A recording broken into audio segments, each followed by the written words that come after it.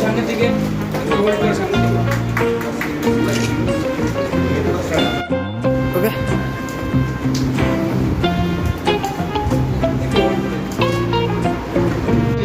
সহসভাপতি নন, তিনি মেয়েদের ফুটবল দলকে পরিচালনা করেন। তার জন্য বড় হাততালি। 37 কেজি সরুজার দাম ছিল 5 থেকে 7 টাকা। ফাঁসির মাঝির দাম ছিল 38 টাকা। সেই সময় 50 টাকা যিনি আয় করতেন তাকে বড়লোক বলে চিহ্নিত করা হয়। পরবর্তীতে নিষিদ্ধ হয়। প্রথম মোহনবাগানের সঙ্গে যুগ্মভাবে এবং তারপর জয়স্ট্রিটের খালি উত্তরণের ইতিহাস, ডাবল প্রমোশন থেকে জয়স্ট্রিটের আবার নিজেদের খ্যাতি। সেই তমলুকের খেলাঘরের কর্মকর্তাদের সঙ্গে একটু আগে আমার কথা হচ্ছে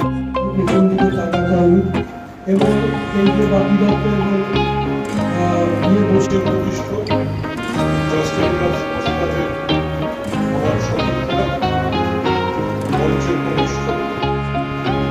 আইএফের দায়িত্বে আসার গল্পকে আমার যেটা ছিল যে জেলা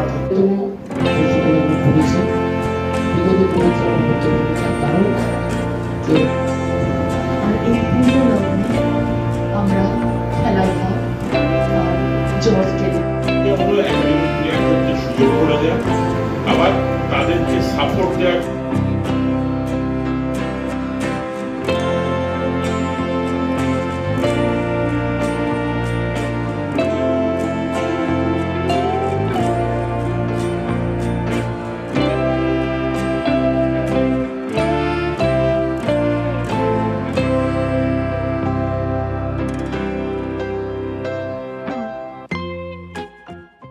এটা একটা জয়স্টেলিগাফ স্পোর্টস ক্লাবের ডেভেলপমেন্ট প্রজেক্ট।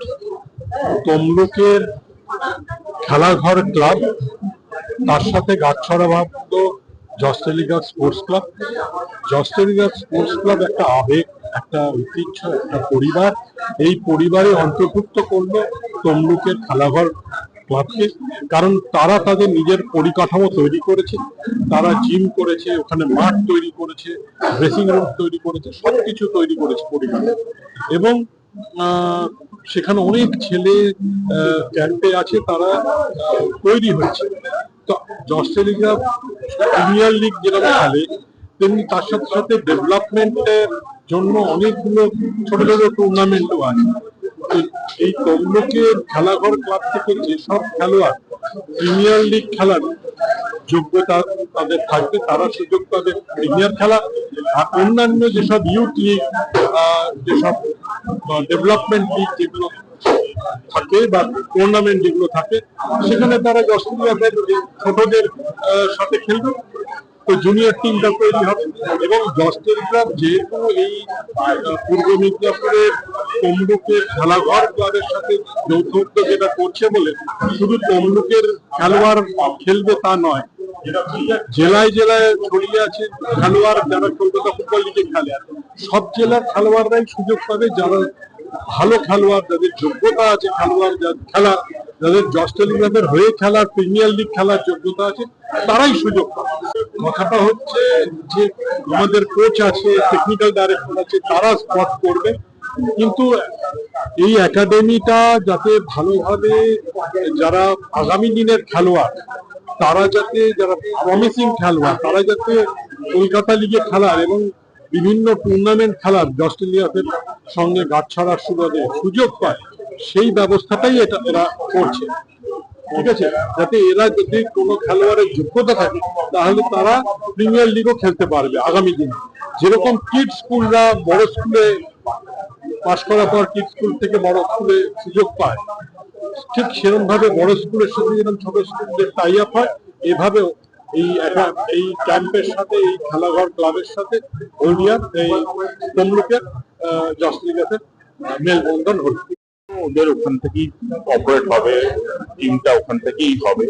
তো টিমের যে খরচা, খাওয়া দাওয়া থাকা, সেগুলো সব ওরাই এখন অব্দি বহন করে আসছে এবং ওরাই বহন করে যাবে। আমরা যেটা দিচ্ছি হলো ক্যালকাটা লিগে খেলার একটা প্ল্যাটফর্ম, ওরা টিমটা তৈরি করবে, টিমটা এখানে খেলবে, এবং এই যে বিভিন্ন জেলা থেকে ওরা যে প্লেয়ার এনে একাডেমিটা চালাচ্ছে, সেখানে যারা প্রতিভাবান প্লেয়ার আছে তারা একটা খেলার সুযোগ পাবে এবং তারা নিজেদের মেরিট বা প্রতিভা প্রমাণ করার একটা জায়গা পাবে, যেখান থেকে নিজেদেরকে প্লেয়ার হিসেবে এস্টাবলিশ করবে। ওরা যখন করছে, ওরা যখন প্লেয়ার আনছে, তখন তো ওরা স্কাউটিং করছে, স্কাউটিংটা হচ্ছে। আমাদের যেটা চ্যালেঞ্জ ছিল সেটা হলো more of infrastructural challenge. Tamluk খেলাধুলার ইনফ্রাস্ট্রাকচারটা ভালো তৈরি করেছে ওরা, ওখানে থাকা খাওয়া প্র্যাকটিসের মাঠ সবকিছুর ব্যবস্থা ওরা করতে পেরেছে, জিম। তো সেই জন্য ওদের সাথে গাঁটছড়া বাঁধা যে যে প্লেয়ার গুলোকে নিয়ে আসছে ওরা, তারা যেন একটা খেলার সুযোগ পায়, নিজেদেরকে এস্টাবলিশ করার সুযোগ পায়। ওরা তো প্লেয়ারদের আনছে, প্লেয়ারদের খরচা ইনফ্রাস্ট্রাকচার দিচ্ছে, প্লেয়ারদের থাকা খাওয়া সব খরচা দিচ্ছে। পেমেন্টে যদি কোনো প্লেয়ার নিতে হয়, টিমটাকে স্টেবিলাইজ করার জন্য যে কটা প্লেয়ার নিতে হবে, সেই খরচাগুলো ওরা বহন করবে।